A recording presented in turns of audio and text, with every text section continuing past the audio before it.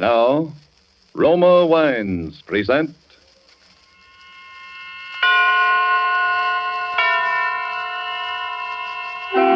Suspense. Tonight, The Bluebeard of Bellac, starring Merle Oberon. Suspense is presented for your enjoyment by Roma Wines. That's R-O-M-A, Roma Wines. Those excellent California wines that can add so much pleasantness to the way you live, to your happiness in entertaining guests, to your enjoyment of everyday meals. Yes, right now, a glassful would be very pleasant, as Roma Wines bring you Suspense.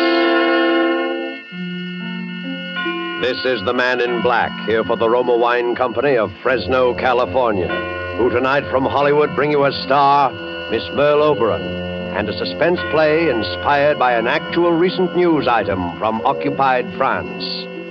And so, with the Bluebeard of Bellac, and with the performance of Merle Oberon, we again hope to keep you in suspense.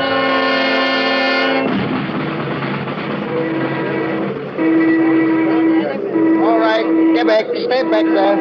Back of the wall. How many were there this time? One. They found most of him. A man? It was a soldier, a German. I heard it was an officer. Stay back. Back there. Come on. But, they're still digging? Yes. What officer was it, did they say?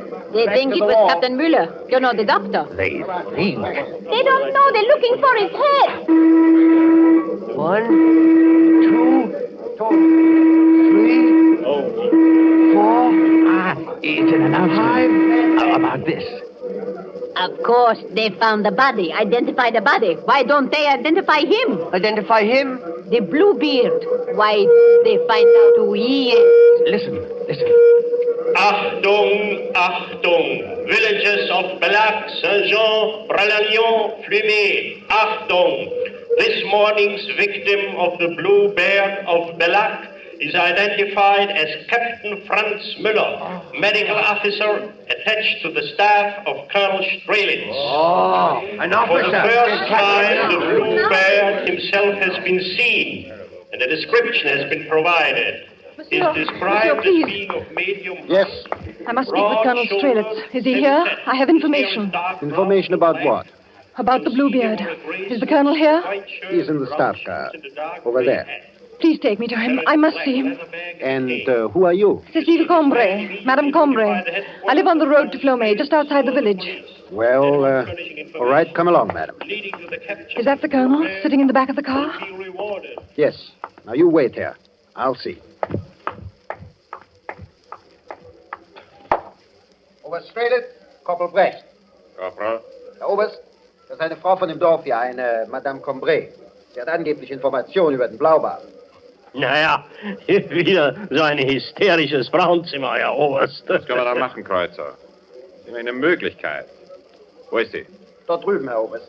Ich habe ihr gesagt, sie soll warten. Ordnung. Frau herkommen. Jawohl, Herr Oberst. The Colonel will see you, Madame. Oh, thank you. Das ist Madame Combray, Herr Oberst. Madame? This is my aide, Lieutenant Kreuzer. It was kind of you to let me speak with you, monsieur. Kind? Naturally, madame.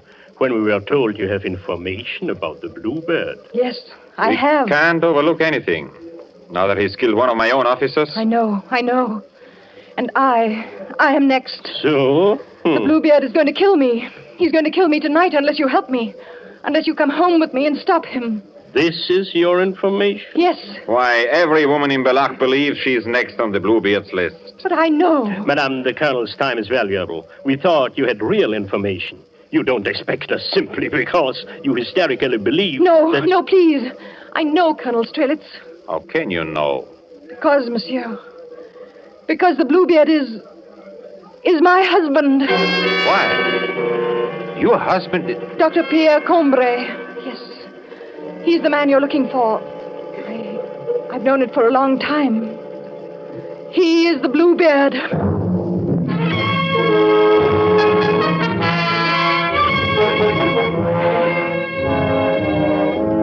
Tonight, for Suspense, Roma Wines are bringing you as star Miss Merle Oberon, whom you have heard in the prologue to The Bluebeard of Bellac by Sylvia Richards.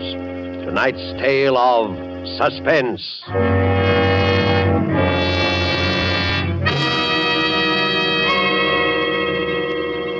In many foreign lands, wherever wine connoisseurs gather, they enthusiastically praise the distinguished character of Roma wines.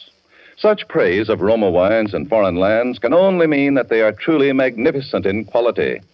Roma wine's excellence is due to a unique combination of California's perfect soil and climate, from whence come the choice Roma wine grapes, plus age-old winemaking skill and modern knowledge.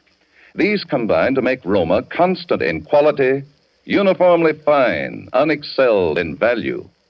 Tomorrow, discover for yourself the delightful Roma taste and goodness enjoyed by more Americans than any other wine. Simply serve as an appetizer before dinner a cool glass of golden, nut-like Roma California sherry. Then on the table, place a bottle of cool, hearty Roma Burgundy. You'll be pleasantly surprised at the extra delight it adds to your meal, how it will win new compliments from family or guests. Yet, the cost is only pennies a glassful. Get Roma wines tomorrow. If your dealer is temporarily out of Roma, please try again soon. Ask for ROMA, Roma wines. Remember, more Americans enjoy Roma than any other wine. And now it is with pleasure that we bring back to our soundstage Miss Merle Oberon as Madame Cécile Combray in The Bluebeard of Bellac. A tale well calculated to keep you in suspense.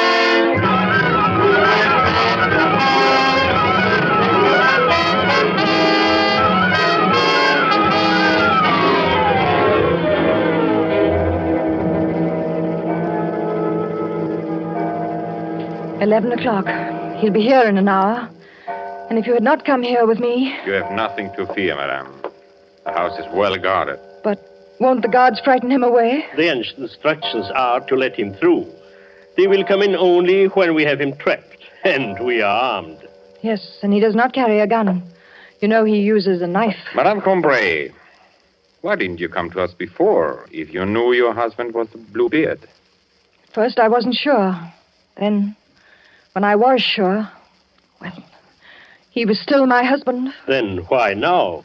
Because now he will kill me, and I'm afraid. I knew when he went away with the body of Captain Muller yesterday. So you saw the captain? Yes, I saw it. And when Pierre looked at me, I knew he'd kill me. Tonight. Yes, he may try. It's been weeks of fear, and the night, the endless nights. Have you been married long, madame? Long? No, less than a year. You aren't French, are you? No, I'm English. I spent a summer in Flomé about 4 years ago, and I liked it, so I stayed. I taught English in the village school there. Dr. Combray? About a year ago, there was an epidemic in Flomé, and Pierre, came there to help. He seemed to me when I met him to be very kind, a very noble man. Of course, I didn't know him well, but when he asked me to marry him, I was very happy. The morning after we were married, he brought me here to Bellac, to this house which had been his family's for many generations. It was a beautiful morning, early spring. We came, as you did tonight, up the hill, past the summer house, to the front door. Well, here it is, Madame Combray. Come, I'll carry you over the threshold. Oh, careful, Pierre. Don't drop me. No chance of that. Now, this is the hall. Shall I carry you on from room to room? Oh, Pierre, no. Put me down. Very well. Come this way. Now, here is the parlor. Oh. Hello, Captain Muller. Good morning, Doctor. I've been waiting. I hope you don't mind. They said you'd be back this morning, the people down the road. Yes, I was held up by my wedding. Your wedding? Oh, I'm sorry. Cecile, this is Captain Muller, the medical officer in charge with Colonel Strelitz. Captain, my wife, Cecile. How do you do, Herr Muller? Well, Doctor, I congratulate you. I see even an epidemic can be useful. That's one way of looking at it. So what's up, Muller? I wanted you to come in tomorrow to help with the vaccinations. About 150 are going out, and we need help. The last lot carried typhoid. I'd be glad to help. What time? Well, they are leaving at noon. If you're there at 8 o'clock, we'll have enough time. I'll be there. Very well, Doctor. Madame, tomorrow then. Heil Hitler. Heil Hitler. Now we will go on with our tour. Follow me. Pierre, who's to be vaccinated tomorrow? All labor draftees being sent to Germany. This is the kitchen. The stairs go up from here. What's upstairs? Well, off that first landing there are several bedrooms, mine and others, and on the floor above still more. Before the war, there were servants. This is a pantry? Yes. And this door, where does it... Why, it's locked. What is it? Oh, there's an old wine cellar. It's not used. A cellar? Do you have a key? There's nothing down there, Cecile, that would interest you. Oh, but I'd like to see. We might be able to grow mushrooms. No, or... Cecile, it can't be used. Let's look. Where's the key, Cecile. Pierre? Yes? That door must stay locked. But, Pierre... You understand? Yes, but why? No matter what happens, you must never try to go down there. Never.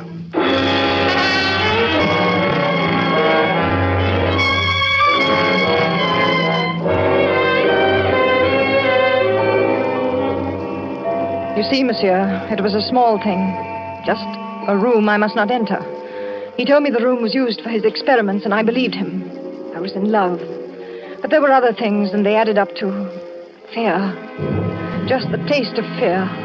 A shadow so light I didn't know it was there.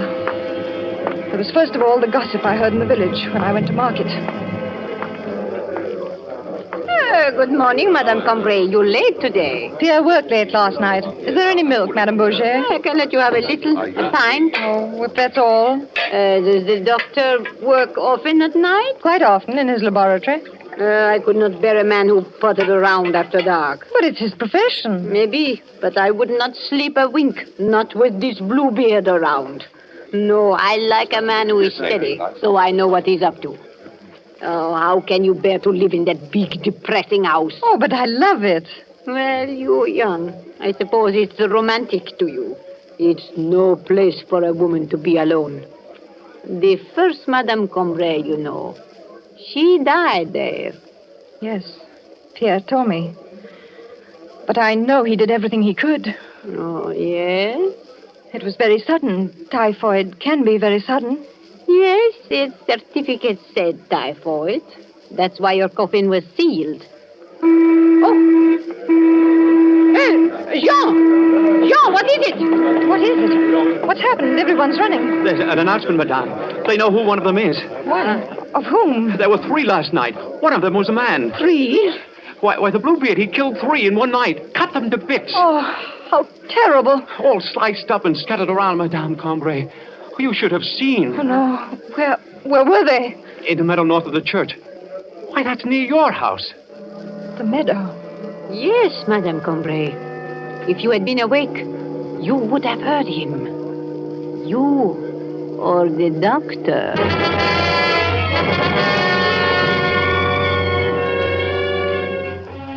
Yes, if I'd been awake, I would have heard. And one night, I was awake.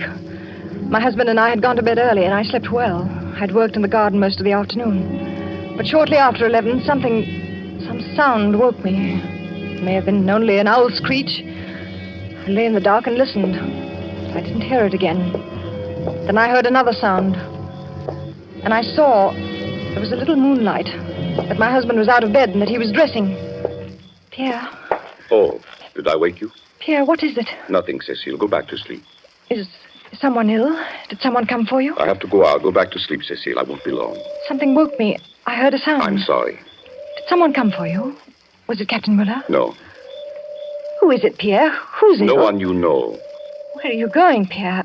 Do you have to go far? Go back to sleep. I won't be long. But Pierre... I'm sorry I woke you. You didn't. I'm sure I heard a... Cecile, it's best that you go back to sleep. I just wondered. It's best for you. Good night, Cecile.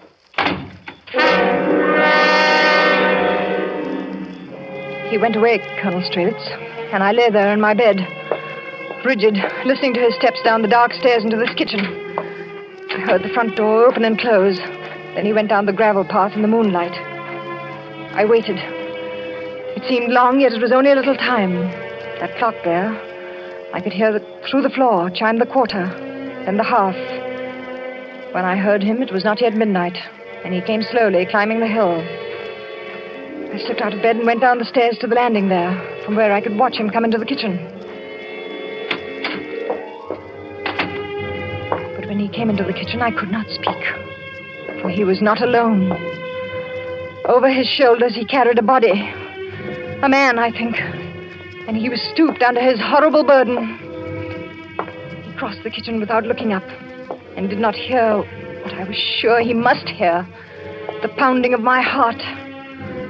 He took a key from his pocket, holding the body with one hand, unlocked that door to the wine cellar, and went into its awful blackness. Then I was back in my room. I don't remember how I got there, cold and shaking in my bed. When I heard, oh, monsieur, it was pitiful. I heard rising from the depths of the house from where he had gone the scream of a man in fearful agony.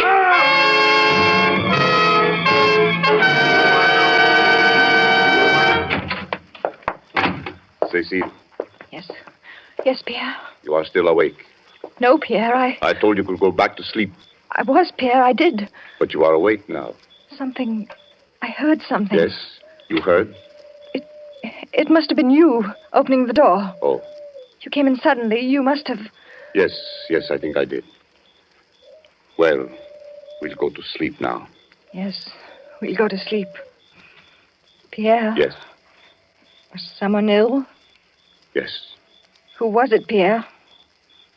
Did you have to go far? We'll go to sleep now, Cécile. What time is it? Time? It's just past midnight.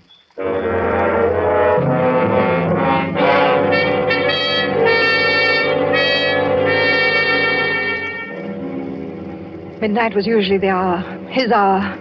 He always came back soon after. And the following day, there were always the announcements on the loudspeakers in the village. Bodies, pieces of bodies. It was the day when your men found Odette. It was so horrible for me, because she was so beautiful and still only a child. And you remember the body was yet warm. So the whistles were blown, calling all the village to the church square, because the Bluebeard might still carry his knife or have blood on him. Or he might not get there and be known because he was missing. I was in the village, and I ran to the square with the mayor. And we stood in line with the others. Everyone was there. Everyone except Pierre. What terror I felt. Monsieur, when you began to call the names. Félix Armand? Here. Paul Arden? Here. Yvette Barthélemy? Madame Cambrai, are you ill? It's just the sun. It's so warm, yet I feel chill. You're very pale. Charbin? Here. Why, I don't see Pierre. Cambrai? Here. Oh, he's probably with Captain Muller. He'll be here. Pierre Cambrai? Pierre? Here, I'm here. Oh, well, Pierre. Don't look at me like that. You'll attract notice. You're out of breath. Where were you, Pierre? Does it matter? I'm here. But your hands, your clothes, they're wet.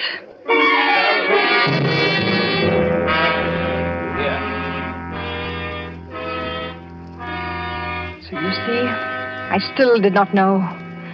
And I needed to be sure. I could not live unless I was sure. So I stole the key to the cellar. Yes, it was that easy. While he slept, and the next day he went to the village with Captain Muller and left me alone with the answer in my hand.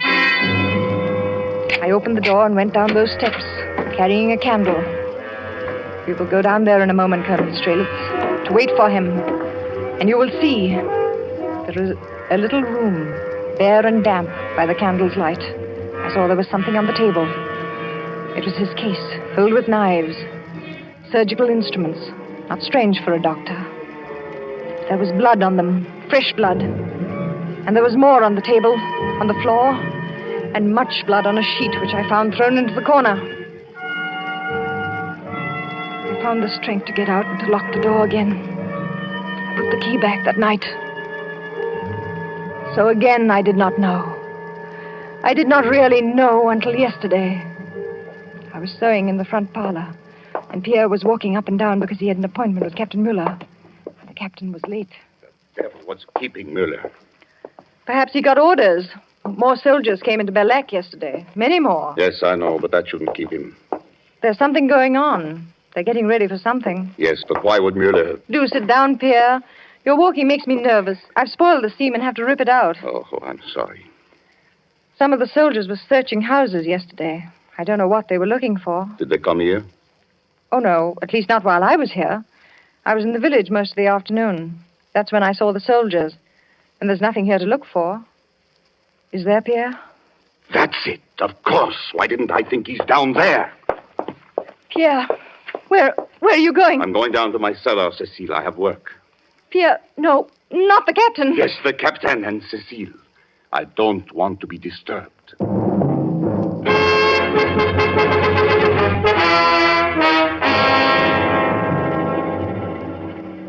And then I knew he was going to kill Captain Mueller. He was going to kill a German soldier. Worse, an officer. I knew then, Colonel Strelitz, that if he would go that far, he was no longer a man I could even attempt to reason with. His insane urge to kill might turn on anyone. Even me. I had to stop him.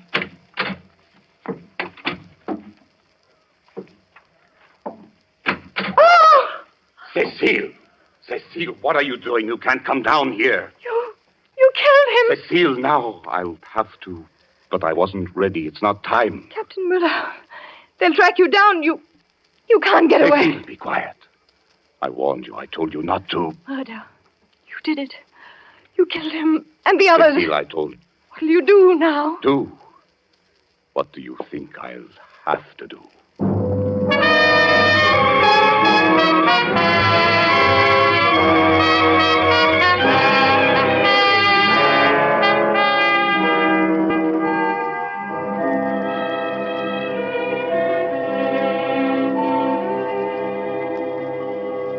And now you know, too.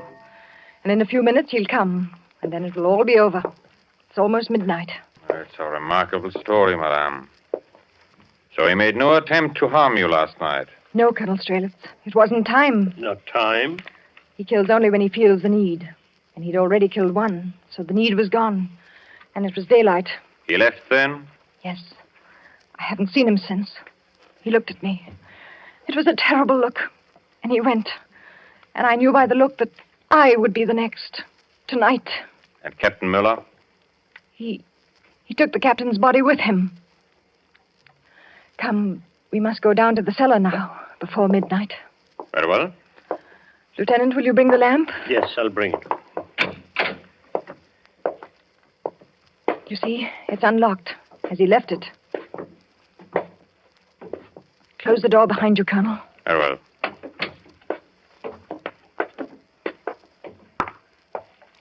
Careful, the last step. Another door. Oh, it is small and damp. Is that the table where he... Yes. Set the lamp there, Lieutenant.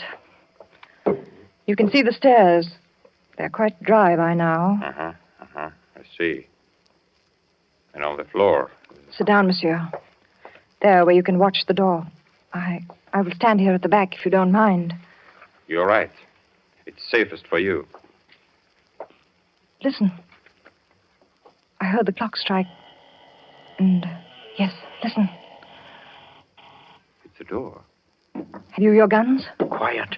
Yes, but we want to take him alive. You can. He's coming down.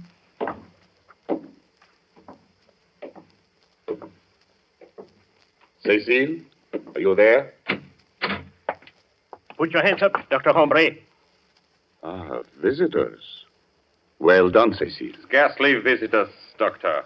A bit more unpleasant for you. Now, if you'll... Put your hands up, Colonel Strelitz. You too, Lieutenant. Madame Combre. Yes, I too had a gun. But your husband, he's the Bluebeard?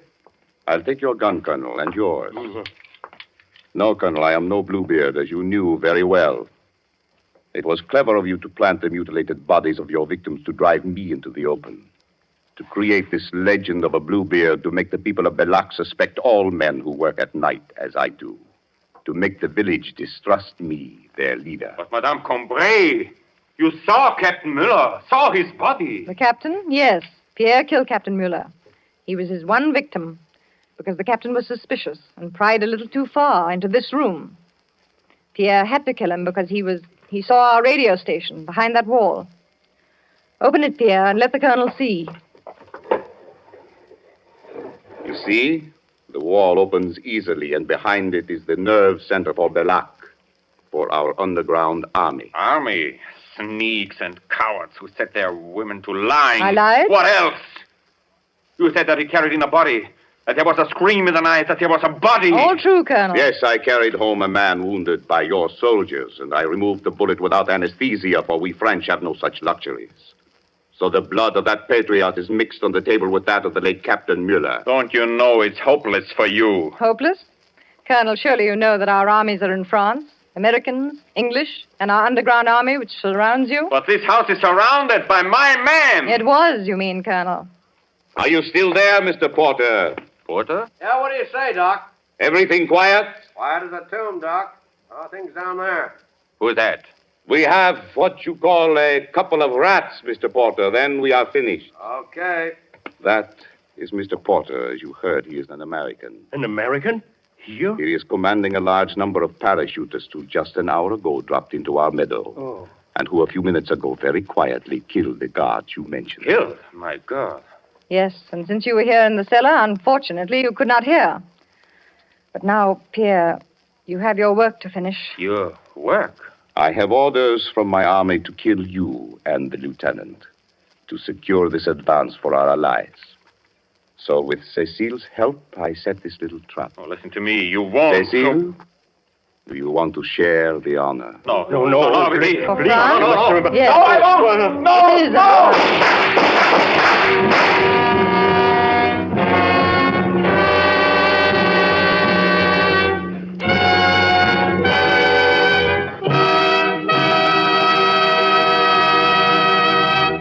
And so closes The Bluebeard of Bellac, starring Merle Oberon. Tonight's study in Suspense.